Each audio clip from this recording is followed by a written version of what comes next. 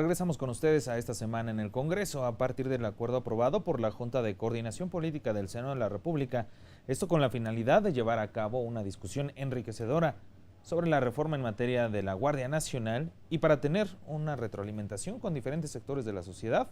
En la Cámara Alta se llevaron a cabo diferentes audiencias públicas, esto con el fin de trabajar en un parlamento abierto. Le contamos toda la historia a continuación. Como un ejercicio de parlamento abierto, el Senado de la República dio inicio a las audiencias públicas en materia de Guardia Nacional, con la participación de los grupos parlamentarios de la Cámara Alta, así como del senador sin partido Emilio Álvarez y Casa Longoria. Movimiento Ciudadano habló durante la inauguración de temas como la necesidad del fortalecimiento de las instituciones civiles y de seguridad. No podemos estar discutiendo una reforma constitucional en materia de seguridad pública sin entrar al fortalecimiento de las policías. Hacerlo así es un contrasentido histórico y significa desaprovechar una oportunidad inmejorable para recuperar el camino, porque la única solución duradera al problema de la violencia y la inseguridad pasa por fortalecer a las instituciones civiles de seguridad en los tres órdenes de gobierno, y subrayo en los tres órdenes de gobierno. El PRI se pronunció por salvaguardar el equilibrio institucional y los derechos humanos. Y por ello tenemos la obligación de construir el camino institucional que permita de forma definitiva que nuestras Fuerzas Armadas velen por la defensa nacional y que las policías en todos los órdenes de gobierno realicen su labor constitucional de prevención, investigación y persecución de los delitos, es decir, de seguridad pública. Por su parte, el PRD reconoció el ejercicio de parlamento abierto y reiteró que su bancada quiere contribuir a la creación de esta nueva policía de alcance nacional. Vamos a buscar desde el PRD cómo sí se puede hacer, cómo podemos conformar esta Policía Nacional con disciplina, con profesionalismo, con capacitación y por supuesto que tenga presupuesto. Es decir, porque si no se dota de presupuesto, pues entonces estaríamos en una contradicción creando algo que no va a funcionar. Acción Nacional recordó que el tema de la inseguridad es de todos. La senadora Xóchitl Gálvez señaló como el objetivo construir un proyecto consensuado y lograr una Guardia Nacional que le sirva al país. Sí es importante ver la integralidad de esta propuesta. En mi pueblo dicen que el diablo habita en los detalles, entonces pues más vale que de una vez tengamos todas las leyes secundarias que van a normar para evitar pues a lo mejor planteamientos que no son los correctos, pero que estamos imaginando erróneamente que pudieran ser esos. El presidente de la Comisión de Puntos Constitucionales señaló que se han tenido avances en esta materia y recordó que ya se han escuchado voces como a los titulares de seguridad de la Defensa Nacional y Marina. Dijo que es necesario construir una nueva figura jurídica. Que vaya con el acompañamiento de quienes conocen en el territorio, en el lugar de los hechos, los problemas y las necesidades de la gente en materia de seguridad. Ya teníamos el no, hoy estamos tratando de construir el sí. Ese sí que nos permita aperturar y que las inquietudes y todas las preocupaciones se vea reflejado en una reforma muy amplia. El encargado de inaugurar estas audiencias públicas fue el senador Martí Batres Guadarrama, quien recordó que luego de escuchar las distintas opiniones, será el momento de tomar decisiones en el tema, que calificó como el más relevante de este periodo de sesiones. Recordó que la minuta plantea la capacitación y respeto a los derechos humanos. Afirmó que esta Guardia Nacional permitiría sacar a las Fuerzas Armadas de labores de seguridad. Del Ejército solo permanecerían en funciones de seguridad pública al desarrollarse la Guardia Nacional, la Policía Naval y la Policía Militar. En consecuencia, de ello se desprende que una vez articulada la Guardia Nacional, de alrededor de 300,000 elementos de las Fuerzas Armadas, solo quedarían realizando labores de seguridad los cerca de 35,000 elementos de la Policía Militar y los 2,000 elementos de la Policía Naval, es decir, apenas un poco más del 10% de la fuerza del Ejército permanente. Ya durante la mesa de trabajo en materia de constitucionalidad y convencionalidad, la senadora Claudia Ruiz Macías Salinas, moderadora del evento, recordó que el reto que tiene es lograr una Guardia Nacional que no sea vista como un proyecto de gobierno, sino como la creación de una institución del Estado mexicano. Las fuerzas políticas del Senado de la República queremos escuchar a la sociedad para poder responder con responsabilidad, con profesionalismo a este reto, sin valoraciones políticas ni ideológicas, y poder atender las inquietudes y cuestionamientos que no solo en el seno de los partidos políticos y de sus grupos parlamentarios, sino de la sociedad misma, han surgido respecto del proyecto de Guardia Nacional. Ya los estudiosos de este tema hablaron de la necesidad de la reconstrucción de policías y fiscalías, así como la importancia de invertir en mejorar tribunales estatales. Se dijo que el debate de la Guardia Nacional es importante, pero no será por sí misma la solución al problema. Es que la Guardia Nacional es una institución militar, pues no se podría aplicar el fuero de militar a una institución de carácter civil. Pero además, como institución policial, la Guardia Nacional se encuentra del supuesto del párrafo primero del artículo 21, que establece que la investigación de los delitos corresponde al Ministerio Público y a las policías. Es cierto que este tipo de investigación debe hacerse bajo el mando y conducción del Ministerio Público, pero en la práctica, si tenemos un cuerpo con disciplina militar, esto puede resultar muy problemático. Los elementos de las policías militar y naval, así como otros de la Fuerza Armada Permanente que sean asignados a la Guardia Nacional, conservarán sus rangos y prestaciones. Esta es una confesión de que la Guardia Nacional no solamente va a estar integrada por elementos de la Policía Federal, de la Policía Naval y de la Policía Militar, sino también otros de la Fuerza Armada Permanente. ¿Cuántos? No sabemos. Bueno, México tiene un policía por cada 1,000 habitantes, cuando de acuerdo con las Naciones Unidas lo recomendable es 3 por cada 1,000 ciudadanas o ciudadanos. Así lo recordaron los expertos. Además, se habló de la necesidad de fortalecer el sistema de justicia en México. Propongo tomar como base de la Guardia Nacional a los 5,000 integrantes de la División de Gendarmería de la Policía Federal e implementar además un reclutamiento estrictamente civil, sin considerar policías militares o navales. La División de Gendarmería fue creada con la misión de atender la seguridad interior y proteger los ciclos económicos y productivos con una visión proactiva de tutela a los derechos humanos. Esto implica implementar un programa de formación inicial policial de perfil reacción y proximidad de 6 meses con un complemento de formación militar de 2 meses. Quieren sugerir militarización, algunos, pero me pregunto cuántos miembros del gabinete son militares. Hoy en Brasil, 2/3 partes del gabinete son militares en activo. Aquí en México, no lo veo así. El mando de la Guardia será civil, la Fiscalía es civil, el Poder Judicial es civil, ustedes, legisladores, son civiles, los gobiernos estatales son civiles, el país no está militarizándose, se discute un cuerpo policial. Y en la continuación de estas audiencias públicas, senadoras y senadores escucharon los argumentos de especialistas que vertieron en temas como la falta de garantías en materia de seguridad. Se pronunciaron por lograr la policía que merecen las y los mexicanos con estricto apego al respeto a los derechos humanos. Finalmente, en lo que se refiere al artículo 4º transitorio, el problema se hace aún más grave, ya que se establece en el régimen transitorio la permanencia del Ejército en labores de seguridad pública. Esto hace que el Poder Legislativo se haga, desde este particular punto de vista, corresponsable de las actuaciones del Ejército aún de manera retroactiva, asumiendo que las condiciones de colaboración no solamente derivan de una sentencia de la Suprema Corte de Justicia, sino normalizándola a través de este mismo transitorio.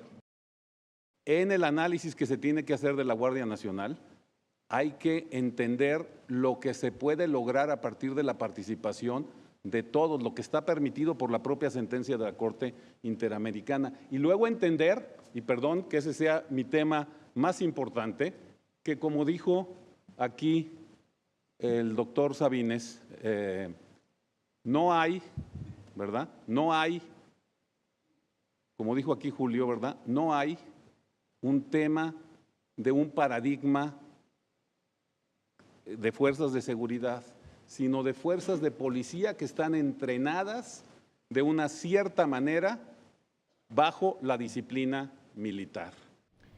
El representante en México del Alto Comisionado de Naciones Unidas para los Derechos Humanos habló de los riesgos asociados a utilizar las Fuerzas Armadas en materia de seguridad pública. Se pronunció por el fortalecimiento de las instituciones y la salida de las Fuerzas Armadas de las calles. También los especialistas coincidieron en el fortalecimiento de las instituciones. Primero, eliminar los componentes castrenses del diseño de la Guardia Nacional. Su definición civil no debe ser desvirtuada, mucho menos desmentida, por los componentes del orden militar que existen en la minuta. Segundo, sujetar a la institución a estrictos controles democráticos del orden civil. Si vamos a necesitar a las Fuerzas Armadas todavía durante un tiempo, necesitamos en primer lugar, por supuesto, un ordenamiento transitorio que regule con claridad cuáles son los términos de la retirada y los tiempos, y necesitamos una reglamentación del artículo 29 para que la utilización de las Fuerzas Armadas sea en casos de excepción. Pero yo he insistido en, y sería también un guiño importante, ¿por qué no pedir una opinión consultiva a la Corte Interamericana? Que el Estado pidiera una opinión consultiva a la Corte Interamericana sobre el proyecto de reforma constitucional, sobre la minuta, lo que está discutido en diputados, lo que discutan ustedes, y se presente a la Corte Interamericana libremente una propuesta de una opinión consultiva. También sería altamente simbólico. Las Comisiones Unidas de Educación y Puntos Constitucionales recibieron al secretario de Educación Pública, Esteban Moctezuma Barragán, para dialogar acerca de la propuesta del nuevo gobierno en el sector. El funcionario informó que se planea ponderar la participación de los docentes, su capacitación, priorizando las necesidades de los estudiantes, de acuerdo con cada región del país. Aquí estamos pensando en una evaluación integral, no solamente de los maestros, sino también del sistema educativo y de la autoridad educativa.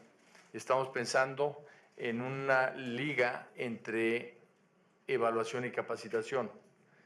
Evalúas para conocer las áreas de oportunidad de los maestros, sus problemas, y capacitas para remediarlo. Planteó la idea de reincorporar al civismo como materia curricular e impulsar a los alumnos con becas.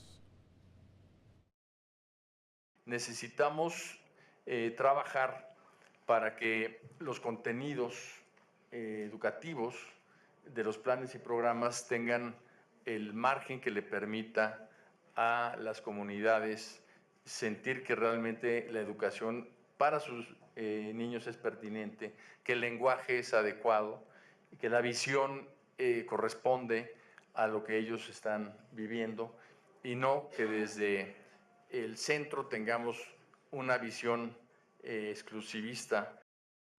Bueno, finalmente aclaró que se busca fortalecer la enseñanza del inglés e incluso de las lenguas indígenas. Ratificó la posición de apoyar a los padres y no directamente a las estancias infantiles.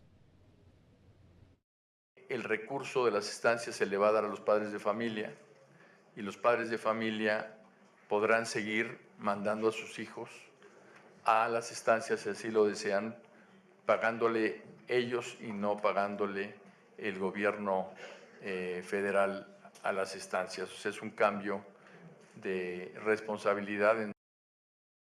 Los senadores plantearon al secretario sus impresiones sobre la propuesta de reforma educativa que pues está manejándose en estos momentos en el debate en el Congreso. Le pidieron pues mantener la evaluación de los docentes, a reconsiderar el dar marcha atrás al plan aprobado durante la administración anterior y colocar a los alumnos como los principales involucrados. Quizá no podríamos decir que si la reforma educativa ayudó a no mejorar la práctica. Difiero respetuosamente, secretario, de que en cuanto a que la reforma educativa no dejó tras de sí ningún avance significativo. Y al respecto le pregunto, ¿por qué se propone abandonar un modelo educativo que apenas está instrumentándose en todas las escuelas sin que haya una evaluación objetiva al respecto? ¿Cuál es el bien que tutela el artículo 3º constitucional? Ese es el eje del debate. Y el bien que tutela el artículo 3º constitucional, estimados compañeros legisladores, no es si los maestros son injustamente tratados si tienen prestigio o no. El bien que tutela el artículo 3 constitucional es el aprendizaje de los educandos. Lo que representa la educación en preescolar. Es fundamental que tengan en contacto a personas capacitadas y que, por supuesto, les demos las herramientas para lograr los valores que mencionaba, secretario, que me parecen parte fundamental. Si María Montessori viviera, estaría agradeciendo que después de 100 años se reconociera que su método de enseñanza es válido. Lo que a mí me preocupa es que el día de hoy estamos aquí hablando de esta propuesta, pero en ningún momento se han hecho planteamientos de los plazos para que esta propuesta comience a dar resultados. Se nos boceta la esencia de la propuesta, pero no hay claridad en cuánto tiempo podremos tener evaluaciones de estos resultados, en cuánto tiempo vamos a ver que esta política va a funcionar. Nuestro deber será armonizar las leyes para que esta transformación sea real, se haga palpable en todas las aulas de nuestro país, que el arte se conozca y florezca, que la lectura muestre y arroje historias que nos llenen de aprendizajes saludables, que el machismo y sus violencias entiendan que no sirven y que entendamos que la forma de construir un país será juntos. Bueno, y este miércoles se realizó la quinta audiencia pública. Bueno, mientras esto ocurrió en el Senado, aquí en la Cámara de Diputados, se realizó la audiencia pública, la quinta jornada de reforma educativa, a la que acudieron representantes de organismos internacionales, empresariales y de organizaciones civiles. Algunos legisladores hablaron previo a la intervención de los invitados. Cada partido habló de su postura a favor y en contra de la reforma educativa presentada por el titular del Ejecutivo Federal. Como parte de un proyecto de profunda renovación orientado a construir todo un modelo educativo en clave neoliberal. Y como remate, dado que se impuso sin consulta alguna y en detrimento de los docentes, la reforma de Enrique Peña. Una reforma del primer mundo que está pensada para que los estudiantes se preparen para la vida y hagan un servicio a la nación que tanto requiere de nosotros.